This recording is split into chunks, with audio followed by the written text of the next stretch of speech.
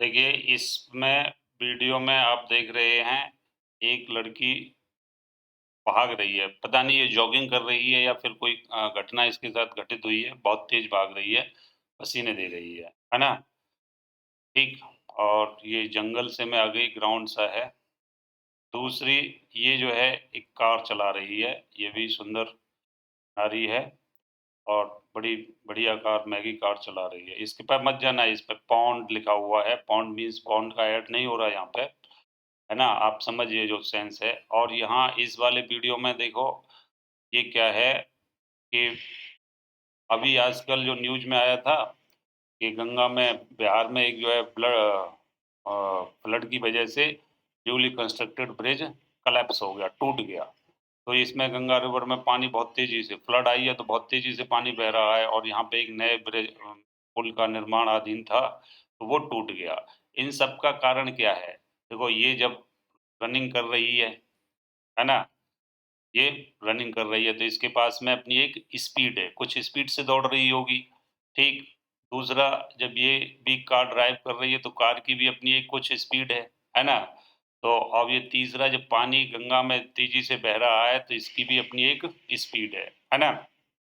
तो इससे पानी ने इसको क्या तोड़ दिया? ब्रिज को तोड़ दिया। तो यहाँ मतलब ये निकला कि जब कोई ऑब्जेक्ट मोशंस में होता है, तो उसके पास में जो एनर्जी होती है, उसको ही हम उसकी काइनेटिक एनर्जी कहते हैं। अब इसकी जो है, ये जो है चल रही है, मोशंस में है, किसी मोशंस में मान लीजिए स्पीड से, किसी स्पीड से दौड़ रही है। वो स्पीड आपने v मान ली। क्या मान ली? v। तो इस स्पीड की वजह से इसमें जो एनर्जी आएगी, इसके पास जो एनर्जी होगी, वही इसकी क्या कहलाएगी? काइनेटिक एनर्जी कहलाएगी। एग्ज़ाम्पल के लिए कि अगर ये किसी से टकरा जाए, है ना? दौड़ते हुए, तो अगर हल्का-फुल्का गर्ल ही हो या लड़की मिल जाती है आगे या फिर आदमी है, तो उसको तो गिरा देगी है ना? सेम एज़ द ये कार है। कार की जो अपनी स्पीड है, उसकी वजह से इसकी भी एक कोई स्पीड होगी, स्पीड v। और वो इसकी जो स्पीड वो होगी, वो कार की स्पीड ही होगी। कार की स्पीड होगी। कार की स्पीड की वजह से ही ये क्या है, इसकी भी अपनी स्पीड है, तो इसकी अपनी काइनेटिक एक एनर्जी होगी, मान लीजिए इसका मास m है, तो इसकी अपनी काइनेटिक एनर्जी होगी, क्या होगी? हाफ mv² और कार का भी मास हम जो है mc ले लेते हैं, तो इस कार की भी अपनी एक काइनेटिक एनर्जी होगी, half mc², half mc v², है ना? तो ये टोटल एनर्जी इस कार और इस लड़की की क्या हुई? इन दोनों को ऐड कर देंगे, ठीक है? इस पूरे सिस्टम की काइनेटिक एनर्जी आ जाएगी। अब ये जो पानी बह रहा था गंगा के अंदर, तो देखो इसमें भी, पानी में भी अपनी एक एनर्जी लिए हुए है। स्पीड से चल रहा है, एक पर्टिकुलर स्पीड से चल रहा होगा, है ना? तो वो स्पीड किस स्पीड से चल रहा होगा, किसी भी स्पीड से आप v कंसीडर कर सकते हो। अब इस जो मास है, बहुत ज़्यादा मास भी होगा, जैसे इसका मास है, इसका भी मास होगा अपना कुछ न कुछ। मास मान लीजिए हम इसका जो है m मान लेते हैं, तो इस पे लड़की की जो काइनेटिक एनर्जी होगी, हाफ mv² होगी। तो ये काइनेटिक एनर्जी का फ़ॉर्मूला है। ये फ़ॉर्मूला आया कैसे? आगे देखते हैं। तो मेनली चीज़ क्या है कि काइनेटिक एनर्जी क्या है कि energy possessed by any object because of its motion is called kinetic energy. तो ये तो फर्स्ट पॉइंट हो गया, या डेफिनेशंस ऑफ काइनेटिक एनर्जी होगी, काइनेटिक किसी भी ऑब्जेक्ट की उसकी मोशंस की वजह से जो एनर्जी होती है, उसको हम काइनेटिक एनर्जी कहते हैं। इसको k से रिप्रेजेंट करते हैं, या फिर आप जो है k डॉट e से भी रिप्रेजेंट कर सकते हो, है ना? काइनेटिक एनर्जी को। तो काइनेटिक एनर्जी मैं k से रिप्रेजेंट करूँगा, का फ़ॉर्मूला होता है हाफ mv²। ये ध्यान रखना है, हाफ mv², जहाँ पे m क्या है हमारा? मास ऑफ ऑब्जेक्ट है, मास ऑफ ऑब्जेक्ट, बॉडी। अब देखिए इस वाले फिगर में ये ऑब्जेक्ट क्या हो गया? ये लड़की हो गई, है ना? ये लड़की जो है ऑब्जेक्ट हो गई। इसमें क्या है? ऑब्जेक्ट पूरा हमारा क्या है? ये लड़की और कार। तो इसको मतलब एक सिस्टम बोलेंगे। इसको हम क्या बोलेंगे? सिस्टम। और यहाँ पे हमारा क्या है? ऑब्जेक्ट या बॉडी गई है, वाटर है ना? तो काइनेटिक एनर्जी क्या है? Half mv² mass of object और बॉडी, ठीक। और v है इसका स्पीड, स्पीड है। अगर देखिए यहाँ आप वेलोसिटी भी यूज करते हो ना वर्ड, तो भी कोई प्रॉब्लम नहीं होगी। क्यों प्रॉब्लम नहीं होगी? इस काइनेटिक एनर्जी के फॉर्मूले में हम v स्क्वायर ले रहे हैं, मतलब वेलोसिटी का स्क्वायर भी करोगे तो उसका मॉड आ जाएगा। तो मॉड मॉड में जो है किसी भी वेक्टर का स्क्वायर करते हैं तो उसका मैग्नीट्यूड ही आता है। क्या आता है? मैग्नीट्यूड ही आता है। ठीक है? पहले दूसरी बात जो है पहली बात क्लियर हो गई, है ना? काइनेटिक एनर्जी अपनी मोशंस की वजह से कोई ऑब्जेक्ट या बॉडी में जो एनर्जी होती है उसको हम उसकी काइनेटिक एनर्जी कहते हैं और इसको K या K डॉट E लिखते हैं, जिसे रिप्रेजेंट्स करते हैं। इसका फॉर्मूला होता है हाफ m v स्क्वायर, जहाँ पे m जो है मास ऑफ बॉडी और ऑब्जेक्ट है और v उसका स्पीड है। दूसरी बात, काइनेटिक एनर्जी जो है एक स्केलर फिजिकल क्वांटिटी है। कैसी है? स्केलर फिजिकल क्वांटिटी है। स्केलर फिजिकल क्वांटिटी कैसे है? फिजिकल क्वांटिटी है। अब देखिए इसको, देखिए यहाँ पे मास स्केलर है और स्पीड भी स्केलर है। अगर वेलोसिटी वर्ड यूज करते हो आप, जो है वेलोसिटी का स्क्वायर क्या, उसका मैग्नीट्यूड आ जाएगा। अब किसी भी वेक्टर का मैग्नीट्यूड जो होता है वो हमेशा स्केलर ही होता है। तो ये अब तीसरी बात इसमें क्या आती है? फर्स्ट बात हो गई है डेफिनेशंस और जो है फॉर्मूला, दूसरा इस तरीके की फिजिकल क्वांटिटी है। तीसरी बात हमारी यहाँ से निकलेगी कि इसका यूनिट वही है, ऐसा यूनिट वही है जो वर्क का है और वो ऐसा यूनिट है जूल, है ना? और सीजीएस यूनिट इसका क्या हो जाता है? सीजीएस यूनिट जो वर्क का यूनिट है वही इसका होगा अर्ग। और डायमेंशनल फॉर्मूला है इसका, डायमेंशनल फॉर्मूला ऑफ एनर्जी क्या है? ml/2t-2। यही वर्क का भी डायमेंशनल फॉर्मूला होता है। ठीक है? तीसरी बात हो गई जो है स्केलर फिजिकल क्वांटिटी हो गई, यूनिट हो गया इसका। सीजीएस एसआई सिस्टम में भी यूनिट बता दिया, सीजीएस में भी यूनिट हो गया, डायमेंशनल फॉर्मूला भी हो गया। चौथी बात जो है हमारी क्या है कि काइनेटिक एनर्जी जिस तरीके से वर्क फ्रेम ऑफ रेफरेंस पर डिपेंड करता है, उसी तरीके से काइनेटिक एनर्जी भी किस पे डिपेंड करती है? Depends on frame of reference. Kinetic energy किस पे डिपेंड करती है? फ्रेम ऑफ रेफरेंस पर डिपेंड करती है। ठीक है? किस पे डिपेंड करती है? फ्रेम ऑफ रेफरेंस पर, है ना? अब फ्रेम ऑफ रेफरेंस पर डिपेंड करती है। इसको हम थोड़ा डिटेल में देखते हैं किस तरीके से, कि सपोज कीजिए कि आप जो है एक उसमें बैठे हुए हैं ट्रेन के कंपार्टमेंट में, है ना? ये ट्रेन का कंपार्टमेंट है और ये ट्रेन भी v वेलोसिटी से जा रही है। इसमें ये ऑब्जेक्ट पड़ा हुआ है। तो आपके लिए, आपके रेस्पेक्ट में इसकी वेलोसिटी तो 0 हो गई। तो इस आपके रेस्पेक्ट में इसकी काइनेटिक एनर्जी 0 हुई। लेकिन दूसरा आदमी जो है प्लेटफ़ॉर्म पे खड़ा हुआ है, ये इस तरीके से। तो इसके रेस्पेक्ट में इसकी वेलोसिटी जो है क्या हुई? v हुई। वही वेलोसिटी होगी जो ट्रेन की है। तो इसके रेस्पेक्ट में इसकी काइनेटिक एनर्जी मेन बी के रेस्पेक्ट में, और ये मैन ए है। तो पर्सन बी के रेस्पेक्ट में ये ऑब्जेक्ट की काइनेटिक एनर्जी क्या हो जाएगी? ऑब्जेक्ट की kinetic energy half M V square, जहाँ पे एम मास ऑफ ऑब्जेक्ट होगा और V speed of frame of reference रहेगी, जिस फ्रेम ऑफ रेफरेंस में ये चल रहा है। ठीक है? तो और थोड़ा सा डिटेल में देखिए, जैसे कि ये जो है कार है, ये कार में चल रही है लड़की। अगर इस कार के अंदर मैं बैठा हुआ होता इसकी बगल में, तो मेरे रेस्पेक्ट में इसकी काइनेटिक एनर्जी 0 होती। क्यों होती? कि जिस वेलोसिटी से ये जा रही है, उसी वेलोसिटी से मैं भी चल रहा हूँ।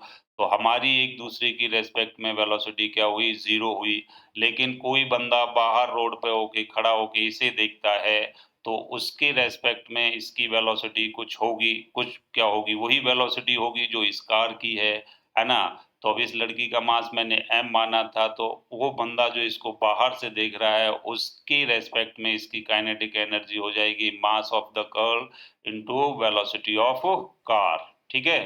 तो ये इस तरीके से फ्रेम ऑफ रेफरेंस पर डिपेंड करती है। तो दूसरा आप यहाँ से देखिए कि सपोज करके चलो ये एक फ्रेम ऑफ रेफरेंस है।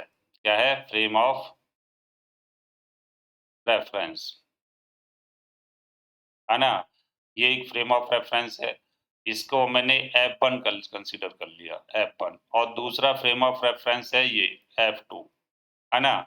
अब इसमें कोई एक ऑब्जेक्ट पड़ा हुआ है, ये इस तरीके का एक स्टोन है सपोज करके चलिए, जिसका मास m है। तो और यहाँ पे एक महोदय हैं, तो ये अगर frame of reference v1 velocity से चल रहा है, कौन सी वेलोसिटी से? v1 वेलोसिटी से जा रहा है इस डायरेक्शन से। ठीक? तो ये बंदा और ये स्टोन दोनों की स्पीड जो है वेलोसिटी v1 ही रहेगी, लेकिन एक दूसरे की रेस्पेक्ट में velocity of stone with respect to this man, इसको A ले लेता हूँ, तो velocity of stone with respect to person A क्या हो जाएगी? 0 हो जाएगी, है ना? और अगर यहाँ पे पर्सन B है दूसरे फ्रेम ऑफ रेफरेंस में, और ये फ्रेम ऑफ रेफरेंस F2 मेरा v2 वेलोसिटी से जा रहा है, तो इसके रेस्पेक्ट में इसकी वेलोसिटी अलग होगी, है ना? तो इसके रेस्पेक्ट में इसकी वेलोसिटी अलग होगी। तो केवल अगर यहाँ पे अगर कोई एक बंदा रेस्ट में है C, है ना? C, तो देखिए इसके रेस्पेक्ट में इस स्टोन की काइनेटिक एनर्जी 0 हो जा रही थी, लेकिन C के रेस्पेक्ट में काइनेटिक एनर्जी ऑफ स्टोन क्या हो गई? Kinetic energy of stone with respect to person C क्या हुई? Half mass of stone and its velocity of its frame of reference. Clear हुआ? ये V1 हो गई, V1 का स्क्वायर। अब ये बंदा B के रेस्पेक्ट में इसकी काइनेटिक एनर्जी निकालेंगे, तो B के रेस्पेक्ट में हमें काइनेटिक एनर्जी निकालने के लिए स्टोन की V के पर्सन B के रेस्पेक्ट में फ्रेम ऑफ रेफरेंस 2 के रेस्पेक्ट में इसकी वेलोसिटी चाहिए। तो velocity of stone with respect to B person क्या होगी? Velocity of stone with respect to B क्या होगी? Velocity of stone minus velocity of B, है ना? B पर्सन हो गया। अब देखिए अगर एक सेम डायरेक्शंस में तो माइनस साइन रहेगा, अगर अपोजिट डायरेक्शंस में है तो प्लस हो जाएगा, अगर किसी एंगल से है तो वो अलग आएगा। तो जब ये रिलेटिव वेलोसिटी का हम जो है मैग्नीट्यूड निकालेंगे इसकी स्टोन की का, तो वो क्या आएगा? Mod of Vs minus mod of Vb आएगा, है ना? अगर तो इसका जो है ये मॉड निकालने के लिए मॉड ये Vsb मॉड जब निकाला, मतलब ये मॉड हो गया, तो इसको हम लिखते हैं स्क्वायर रूट ऑफ Vs का स्क्वायर प्लस Vb का square minus 2Vs Vb cos theta, 2Vs Vb cos theta. ठीक है? तो आपकी जो काइनेटिक जो स्पीड जो आई स्टोन A की with respect to frame of reference F2 या with respect to frame of person B क्या हो गई? स्पीड V, ये हो गया हमारा रूट ऑफ Vs का स्क्वायर प्लस Vb का square minus 2Vs Vb cos theta. अब kinetic energy of stone with respect to this frame of reference क्या हो जाएगी? KSB, और यहाँ पे काइनेटिक एनर्जी के इसके ही रेस्पेक्ट में निकालते KSA तो 0 आ जाती। तो ये ध्यान रखना है। अब हम निकाल कि C के रेस्पेक्ट में निकाला तो ये आ गया, है ना? अब हम निकाल रहे हैं इस फ्रेम ऑफ रेफरेंस के जो वेलोसिटी V से चल रहा है, तो वो आ जाएगी हाफ m, इसका स्क्वायर हो जाएगा, स्क्वायर और स्क्वायर रूट भी होगा तो स्क्वायर खत्म हो जाएगा। तो Vs V का स्क्वायर प्लस Vb का square minus 2Vs Vb cos theta. अब थीटा क्या है? Theta is the angle between, theta is the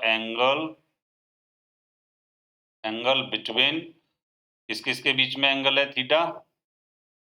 theta is angle between Vs and Vb। तो यहाँ पे तो देखिए ये दोनों मैंने एग्जांपल में दे रखा है, ये जो है दोनों एक ही डायरेक्शंस में जा रहे हैं, तो थीटा 0 डिग्री हो गया, तो 0 cos 0 रख देंगे। अगर अपोजिट डायरेक्शंस में जा रहे होते कि मान लो इधर न जाके ये इधर जा रहा होता तो थीटा 180 डिग्री होता था। अगर ये इस तरीके से जा रहा होता कि सपोज करके चलो ऐसे चल रहा होता, नेक्स्ट पे चलते हैं कि एक पार्टिकल तो यहाँ पे है, ऐसे सपोज करके चलो कि यहाँ से ये तो हो गया वीबी की वेलोसिटी और ये हो गई स्टोन की वेलोसिटी की डायरेक्शन। स्टोन ऐसे जा रहा है या फिर फ्रेम ऑफ रेफरेंस फर्स्ट जो है ऐसे चल रहा है और सेकंड ऐसे चल रहा है। इन दोनों के बीच में जो एंगल थीटा है, तब हम ये कांसेप्ट यूज़ करेंगे, ठीक है? तो ये ध्यान रखना है कि kinetic energy frame of reference पर डिपेंड करती है। ठीक है ना? तो ये मैंने बता दिया। अब तीसरी बात जो आती है हमारी, तीसरी बात ये देखते हैं, तीसरी या फोर्थ होगा। फोर्थ स्टेटमेंट और फिफ्थ स्टेटमेंट हमारा क्या है काइनेटिक एनर्जी के रिलेशंस में?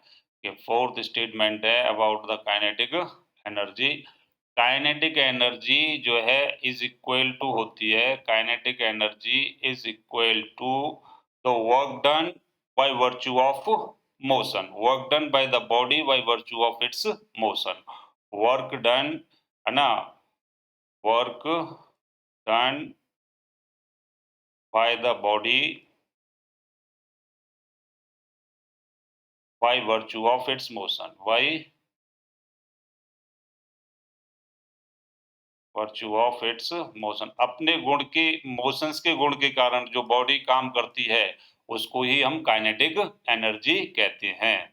अब देखिए नेक्स्ट स्टेटमेंट है इसका काइनेटिक एनर्जी का कि change in kinetic energy of any object, change in kinetic energy of any object is equal to the net work done by all type of the forces. change in kinetic energy of any object is equal to the net work done by all type of the forces acting on that objects। all type of the forces का concept यहाँ हमने लिया है कि net work done किसकी वजह से है? by all type of the forces, all type of the forces की वजह से है। types of forces, all type of forces में आपके कंजर्वेटिव फोर्सेस भी हो सकते हैं, नॉन कंजर्वेटिव फोर्सेस भी हो सकते हैं और इंटरनल फोर्सेस भी हो सकते हैं, एक्सटर्नल फोर्सेस भी हो सकते हैं, ठीक है? तो है ना? और हमारा क्या है, अगर फ्रेम हमारा जो है स्यूडो फ्रेम ऑफ रेफरेंस है, स्यूडो मतलब non inertial frame of reference है, तो वहाँ पे स्यूडो फोर्सेस भी इंक्लूडेड हो सकते हैं। आपने देखिए मैंने यहाँ पे एक नाम लिया ये जो है इंटरनल फोर्सेस, इंटरनल फोर्सेस।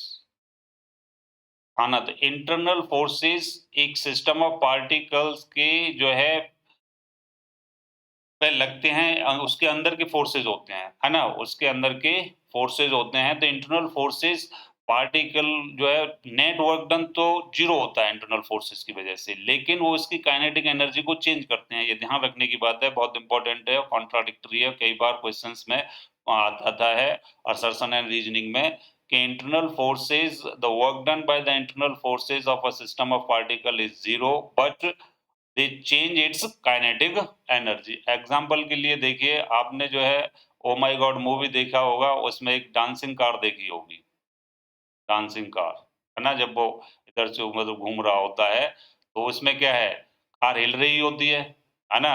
कपड़े-वपड़े बाहर निकले हुए होते हैं उसके, तो कार हिल रही होती है, उसमें कुछ मेल एंड फीमेल कर रहे थे, तो कार हिल रही है, तो कार हिल हिल रही है तो मतलब मेल और फीमेल जो आपस में एक्टिविटी कर रहे हैं कार के अंदर, वो इंटरनल फोर्सेस ही लगा रहे हैं अपने अंदर, कार का पूरा सिस्टम ले लें और एक मेल और फीमेल को ले लें। तो आपस में उन दोनों के बीच में झगड़ा कर रहे हैं या प्यार-मोहब्बत कुछ भी कर रहे हैं, डज़न्ट मैटर, तो उनमें आपस में इंटरनल फोर्सेस हैं। लेकिन ये पूरा सिस्टम क्या है, हिल रहा है मतलब मोशंस में हो गया, तो मोशन में होने का मतलब उसकी काइनेटिक एनर्जी में चेंज आएगा, है ना? तो इंटरनल फोर्सेस उसकी काइनेटिक एनर्जी को चेंज करते हैं एक सिस्टम ऑफ पार्टिकल को, लेकिन उस पर net work done by the internal forces is 0 होता है। इस स्टेटमेंट को हम बोलते हैं work energy theorem, work energy theorem बोला जाता है। क्या बोला जाता है इसको? और इसके लिए मैंने आपको अलग से एक वीडियो बना के दे रखा है और उसको एक्सप्लेन कर रखा है विद इलस्ट्रेशंस। तो काइनेटिक एनर्जी हमारा अगर चेंज इन वर्क डन पर डिपेंड करती है, और वो वर्क डन वो होता है जो ऑब्जेक्ट या बॉडी अपने मोशंस के गुण की वजह से करती है, और change in kinetic energy net work done by all type of the forces होता है। ऑल टाइप ऑफ फोर्सेस मैंने यहाँ एक्सप्लेन कर दिए।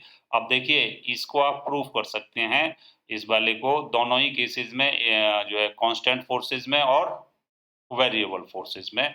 तो मैं बताता हूँ आपको, देखिए कांस्टेंट फोर्सेस के लिए कि सपोज करके चलिए कि आपके पास में ये एक ऑब्जेक्ट था, कौन-सा?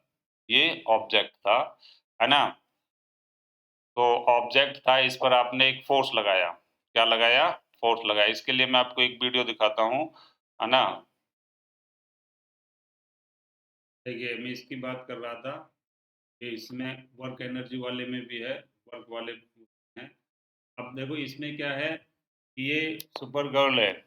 अब इस कार को पुश करती है, तो कार को पुश करेगी तो एक फ़ोर्स अप्लाई करेगी। फ़ोर्स अप्लाई करने पर ये कार क्या है, कार में डिस्प्लेसमेंट आ जा रहा है। कार में क्या आता है? डिस्प्लेसमेंट आएगा। देखो किस तरीके से पुश ये सुपर गर्ल ने पुश किया, तो इसमें डिस्प्लेसमेंट आ गया। अब इसने कार पर लगाया फ़ोर्स, है ना? ये देखिए, कार पर क्या लगा रही है ये? फ़ोर्स लगा रही है।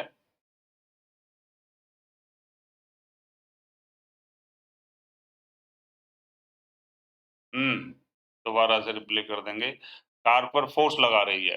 देखो लगा रही है फ़ोर्स, तो ये फ़ोर्स लगाने पर कार में हो जा रहा है डिस्प्लेसमेंट। क्या हो जा रहा है? कार में डिस्प्लेसमेंट। ये देखना, तो जब डिस्प्लेसमेंट होगा तो ये वर्क कर रही है कुछ। अब पहले तो कार रेस्ट में थी, लेकिन जैसे ही ये इस पे फ़ोर्स लगाती है, तो ये देखो, ये मोशंस में आ जा रही है। किसमें आ जाएगी? मोशन में आ जाती है ये कार, मोशन में आ जाती है ना?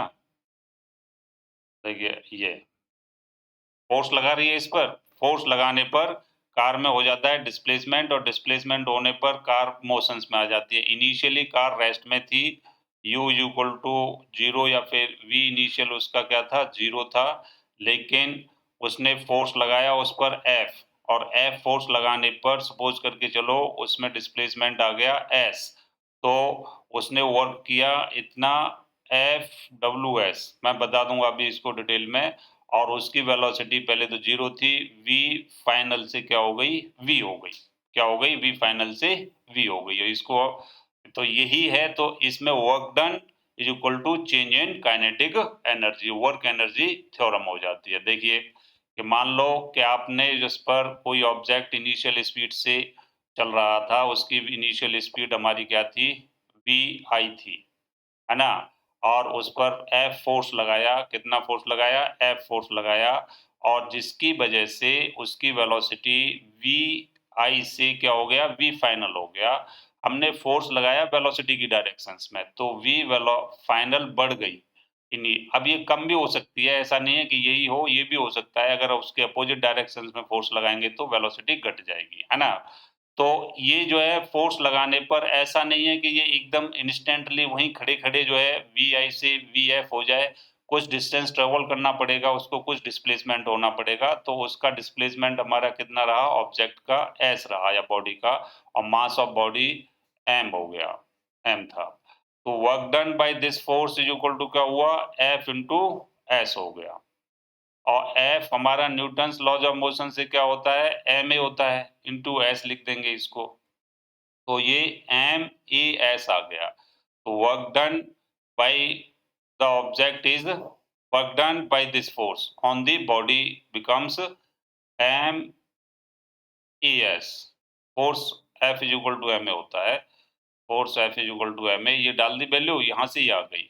अब देखिए, ये AS को इनिशियल वेलोसिटी उसकी VI थी, फाइनल वेलोसिटी उसकी VF हो रही है। तो उसकी वेलोसिटी में चेंज आया, तो इसको हम इक्वे ये आपका थर्ड इक्वेशन ऑफ मोशन से v फाइनल का स्क्वायर होगा हमारा v इनिशियल का square plus 2as, a acceleration हो गया।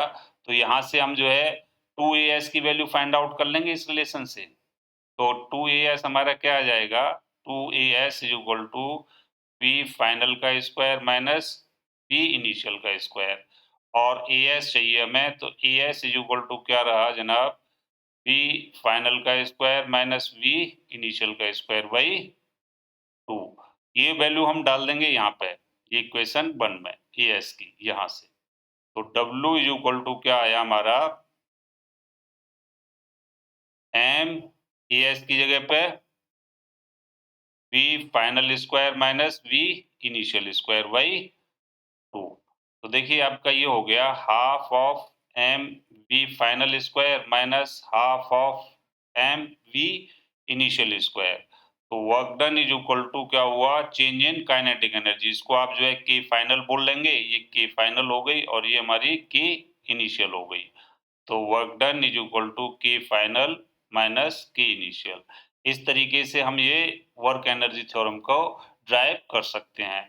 दूसरा आप इसको जो है वेरिएबल फोर्सेस के लिए भी ड्राइव कर सकते हैं। ये मैंने कांस्टेंट फोर्सेस के लिए ड्राइव की थी work energy theorem, work energy theorem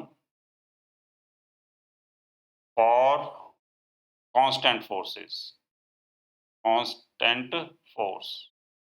आप देखिए वर्क एनर्जी थ्योरम को फॉर वेरिएबल फोर्स के लिए भी आप डिफाइन कर सकते हो। वेरिएबल फोर्सेस के लिए क्या होगी work energy theorem for variable force, work energy theorem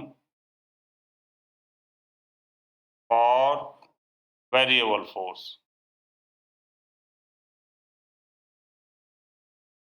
ठीक है, वेरिएबल फोर्स के लिए वर्क एनर्जी थ्योरम हम जब लगाएंगे, देखिए work done by variable force क्या होता है, initial position vector to final positions vector, है ना, ओवर एफ डी एक्स।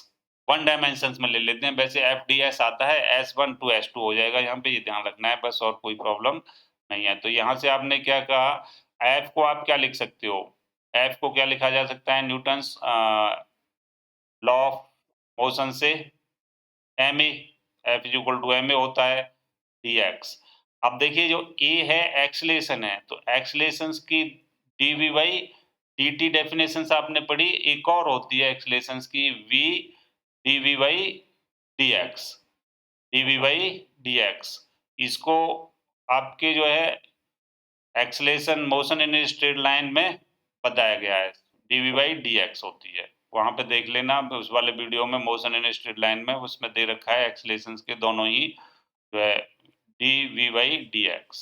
ठीक है, तो ए की वैल्यू अपन यहाँ पे ये डाल देंगे, तो W इज इक्वल टू हमारा आ गया X initial to X final M V D V by D X into D X, D X से डी एक्स मारा जाएगा। अब देखो यहाँ पे लिमिट में भी चेंज होगा, जब जो है इनिशियल पोजीशंस पर था तो उसकी वेलोसिटी हमारी क्या थी, यू वी आई थी, इनिशियल थी, और जब वो फाइनल पोजीशंस पे पहुंच गया तो उसकी वेलोसिटी वी फाइनल हो जाएगी, है ना। तो यहाँ से हम डाल देंगे V initial to V final M V D V. अब इसको इंटीग्रेट कर दो, एम कांस्टेंट है बाहर आ जाएगा, तो M integrations of V I to V F V D V. क्या मिला, एम को बाहर ले लिया और ये हो गया हमारा वी स्क्वायर बाई 2, है ना, V initial minus V final.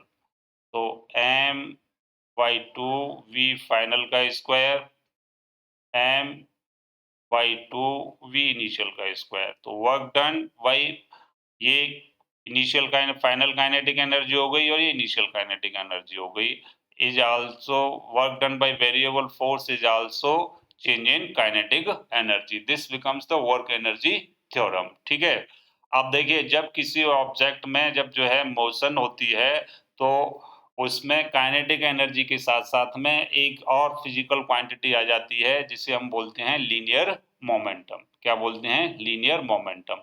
ये हम जो है न्यूटन्स लॉज ऑफ मोशंस में पढ़ चुके हैं, तो न्यूटन्स लॉज ऑफ मोशंस वाला वीडियो देखिए, उसमें लीनियर मोमेंटम को अच्छी तरीके से एक्सप्लेन किया गया है। तो यहाँ पे हम क्या पढ़ेंगे, केवल relations between kinetic energy K and linear momentum P.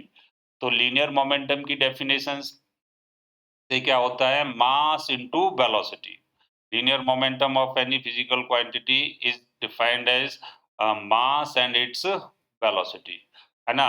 अब देखिए, और काइनेटिक एनर्जी को इसका हम मॉड लें तो मॉड ऑफ लीनियर मोमेंटम ये आ जाएगा, तो इसको हम ऐसे लिख सकते हैं एम पी। इसको सिंपल सा पी से रिप्रेजेंट कर देंगे। वी का भी हम जो है मॉड ले लेंगे, वी को भी आप ऐसे डाल दोगे, ऐसे करके, तो ये आ जाएगा M P is equal to M B. ठीक है, ये हम जो है कहाँ से पढ़ा था, न्यूटन्स लॉ ऑफ मोशन से, फोर्स की डेफिनेशंस के जस्ट बाद का टॉपिक है। ठीक है, अब देखो काइनेटिक एनर्जी का भी हमने फॉर्मूला निकाला, क्या था, half M V square, half M V square. ये सेकंड इक्वेशन हो गया। अब देखो इसमें हम क्या करें, या तो हम यहाँ से v की वैल्यू यहाँ से निकाल लें सीधी की सीधी और इस पर रख दें, फर्स्ट प्रोसेस। और दूसरी प्रोसेस हमारी क्या हो सकती है कि इसी इक्वेशंस में है, इसके न्यूमिनेटर और डिनोमिनेटर से m से मल्टीप्लाई कर दें, है ना? कोई एक प्रोसेस आप यूज कर लीजिए। तो मैं इजी गोइंग लेता हूँ, b इज इक्वल टू हमारा आ जाएगा इस रिलेशन से, इक्वेशन 1 से b is equal to P by M. ये वाली वैल्यू जो है इक्वेशन 1 से पुटिंग इन इक्वेशन 2 में रख दिया, तो काइनेटिक एनर्जी क्या आ गई, हाफ, के से रिप्रेजेंट्स भी कर सकते हैं आप इसको, एम, वी की जगह पे मैंने क्या रख दिया, पी बाई एम का स्क्वायर। तो देखो क्या आ गया, half M P square by M square, और एक एम से ये मारा जाएगा, तो क्या आ जाएगा, P square by 2m। Kinetic energy is equal to of a moving object और a body is equal to p square by 2m, where p is the linear momentum of the moving object or a body and m is its mass। तो ये relations होता है kinetic energy and linear momentum में। आप इसको ऐसे भी लिख सकते हो, तो पी स्क्वायर बाई 2m के, बहुत ज़्यादा इम्पोर्टेंट है। और ऐसे भी लिखा जा सकता है ये, इसका ध्यान रखना, बहुत सारी प्रॉब्लम्स आप देखोगे, चाहे नीट की प्रॉब्लम्स हो या मेंस की हो या एडवांस की हो, वहाँ यूज किया जाता है। तो ये P is equal to root of 2m K, 2m के, ये आ गया। ये रिलेशंस है linear momentum and kinetic energy में। आप याद रख सकते हो पी स्क्वायर बाई 2m के, है ना, 2m के। मनोज कुमार, ठीक है, तो यहाँ से आपका काइनेटिक एनर्जी का ये और लीनियर मोमेंटम में रिलेशंस आ गया। अब देखो हम जो है डिफरेंट डिफरेंट ग्राफ जो है पूछे जाते हैं आपके, कि ग्राफ का स्ट्रक्चर आप प्रीवियस ईयर्स के क्वेश्चन देखोगे तो which type of the graph is there when it is drop between P and K, मतलब kinetic energy and linear momentum में जब ग्राफ ड्रॉ किया जाता है तो ग्राफ किस तरीके का आता है। उसके लिए हम जो है देखो मैंने डिफरेंट डिफरेंट जो है सिलेक्ट किए हैं आपके टाइम को बचाने के लिए। Kinetic energy, the graph between kinetic energy and P is parabola. तो देखिए काइनेटिक एनर्जी एंड पी में पैराबोला कैसे दे रखा है, अभी हमने देखा काइनेटिक एनर्जी का रिलेशन क्या हो रहा था, पी स्क्वायर बाई 2m हो रहा था, पी स्क्वायर बाई 2m हो रहा था। तो अब p का जो है पी स्क्वायर है, इसका पॉजिटिव एंड नेगेटिव दोनों ही केसेस में लीनियर मोमेंटम यहाँ पे हमने एक्स एक्सिस पर ले लिया और kinetic energy along Y axis ले ली। काइनेटिक लीनियर मोमेंटम p अगर इधर रखते जाते हैं तो काइनेटिक एनर्जी उसके पैराबोलिकली बढ़ती है। पैराबोलिकली कैसे बढ़ती है कि मान लीजिए आपने ये 0 रखा, p is equal to 0, kinetic energy 0 ही रहेगी, और p को आपने 2 कर दिया, काइनेटिक एनर्जी 2 का स्क्वायर बाई 2m हो जाएगा। तो ये 2m तो कांस्टेंट है, इसको ले लीजिए, इसको हम ऐसे लिख सकते हैं k is directly proportional to p square. तो 4 हो गई। अगर लीनियर मोमेंटम को आपने 4 रख दिया तो काइनेटिक एनर्जी 16 हो गई। तो ये बहुत तेजी से बढ़ती है जब लीनियर मोमेंटम को धीरे धीरे बढ़ाया जाता है। तो इसी तरीके से अगर आप जो है नेगेटिव p रखते जाएंगे तो p नेगेटिव है जाएगा तो काइनेटिक एनर्जी p का स्क्वायर आएगी, तो p का स्क्वायर का मतलब है वो पॉजिटिव ही होती जाएगी। तो इस तरीके का ये ग्राफ बनेगा। अब इस ग्राफ का स्लोप जो होगा, ग्राफ का स्लोप फाइंड आउट करना है आपको, तो यहाँ से कोई एक पॉइंट ले लीजिए, मैं ओरिजिन से ही ले लेता हूँ, ऐसे करके ये लीनियर मोमेंटम खींचा और यहाँ से ये टेंजेंट खींच दी इस स्लोप पर, किसी भी पॉइंट पर, यहाँ पे इसको ये इंटरसेक्ट करेगी। तो इस पॉइंट से आप इस पर जो है टेंजेंट्स से इस पर हम क्या डाल देंगे, परपेंडिकुलर ड्रॉ कर देंगे, एक परपेंडिकुलर इस तरीके से।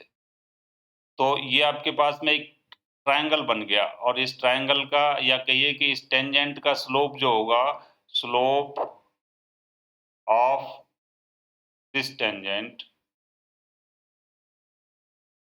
क्या आ रहा है ये तो K हो जाएगा और ये P आ जाएगा। तो tan theta is equal to K by P होगा। क्या होगा ये? K बाई P, है ना? K by P। अब K हमारा क्या है? P स्क्वायर बाई 2m है, काइनेटिक एनर्जी है, तो यहाँ से आप जो डाल दोगे P square by 2m into P, एक P से P मारा जाएगा, तो tan थीटा की वैल्यू यहाँ से हमारी क्या आ जाएगी, P by 2m, P by 2m, ठीक है। तो स्लोप लीनियर मोमेंटम पर डिपेंड कर रहा है, ये तो mass of the body remains constant होगा, तो लीनियर मोमेंटम पर डिपेंड करता है। जैसे जैसे लीनियर मोमेंटम बढ़ता जाएगा तो ये स्लोप भी चेंज होता जाएगा। एक ग्राफ ये हो गया, तो ये ध्यान रखना, अगर काइनेटिक एनर्जी और लीनियर मोमेंटम में ग्राफ पूछा जाए और या फिर उसमें क्वेश्चंस हो तो वो एक पैराबोला होता है और पैराबोला दोनों ही साइड में होता है और इसका मुंह जो है पैराबोला का, mouth of the parabola is upward direction, है ना, upward directions, positive Y axis की तरफ होता है। काइनेटिक एनर्जी और linear momentum, square root of kinetic energy और लीनियर मोमेंटम में ग्राफ खींचा जाए तो ये एक स्ट्रेट लाइन आता है। अभी इसी रिलेशन से लिख लीजिए, काइनेटिक एनर्जी हमारा क्या हो रहा था, पी स्क्वायर बाई 2m हो रहा था। अभी आप इसको जो है क्या लिख सकते हैं, स्क्वायर रूट ले लीजिए on both sides, taking square root on both sides, taking square roots on both sides, both sides. देखिए root K is equal to क्या हो जाएगा, p बाई रूट 2m, तो ये एक स्ट्रेट लाइन को रिप्रेजेंट करता है। रूट 2m तो कांस्टेंट है, इस स्ट्रेट लाइन का स्लोप ये निकालें, इसको थीटा, ये एक स्लोप कहलाएगा, और यहाँ पे हमारा ये रूट 2k और ये यहाँ से o a b और यहाँ से यहाँ तक ये p मान लेते हैं, तो ये tan theta is equal to क्या आ गया, root K by P, root K by P आ गया, है ना। रूट के बाई पी का मतलब है कि आप इसकी वैल्यू रख देंगे, रूट के की वैल्यू क्या थी हमारी, ये वाले रिलेशन से देख लेंगे, तो P by root 2m into P क्या मिला, 1 बाई रूट 2m। तो यहाँ पे जो स्लोप आया है इस स्ट्रेट लाइन का क्या है, 1 बाई रूट 2m, और ये क्या रहेगा, कांस्टेंट रहेगा। कैसे रहेगा ये, कांस्टेंट रहेगा। कांस्टेंट क्यों रहेगा, रूट 2 भी एक कांस्टेंट नंबर है और जो है m of mass of body वो बदल नहीं रहा है। क्लियर हुआ। यहाँ से तीसरा ग्राफ देखिए, the graph between kinetic energy and 1 by P is a rectangular parabola. ये किस तरीके का है, रेक्टेंगुलर पैराबोला।